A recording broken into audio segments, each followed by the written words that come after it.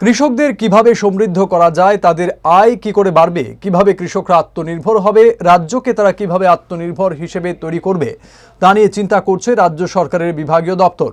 আধুনিক বিজ্ঞানসম্মত পদ্ধতিতে কৃষি ব্যবস্থাপনার উপর খুব বেশি গুরুত্ব দিচ্ছে বর্তমান জোট সরকার। সোমবার খোয়াইস্থিত কৃষি বিজ্ঞান কেন্দ্রে আয়োজিত সপ্তাহব্যাপী অনুষ্ঠানে উপস্থিত হয়ে এ কথাগুলো বলেন কৃষিমন্ত্রী রতনলাল নাথ। তিনি বলেন, গোমতী জেলা, সিপাহীজলা জেলা এবং দক্ষিণ জেলায় খাদ্যে স্বয়ংভর হয়েছে। খাদ্যে খোয়াই জেলা স্বয়ংভর না হলেও সামান্য উৎপাদন বাকি রয়েছে। সেই জায়গায় উৎপাদন বৃদ্ধি করা সহ কৃষকদের সহায়তার জন্য বিভিন্ন ধরনের সহযোগিতা তথা ব্যবস্থাপনা করার জন্য রাজ্য সরকার এর বিভাগীয় দপ্তর প্রক্রিয়া জারি রেখেছে। কৃষি বিজ্ঞান কেন্দ্র খোয়াই আমি এসেছি আজকে।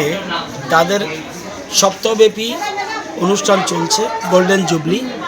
এটা সারা ভারতবর্ষের যতগুলি কেবিকে আছে সব জায়গায় প্রোগ্রাম হয়েছে। এর আগে আমরা উনকোটিতে করেছি, আজকে খোয়াইতে করলাম, কালকে আবার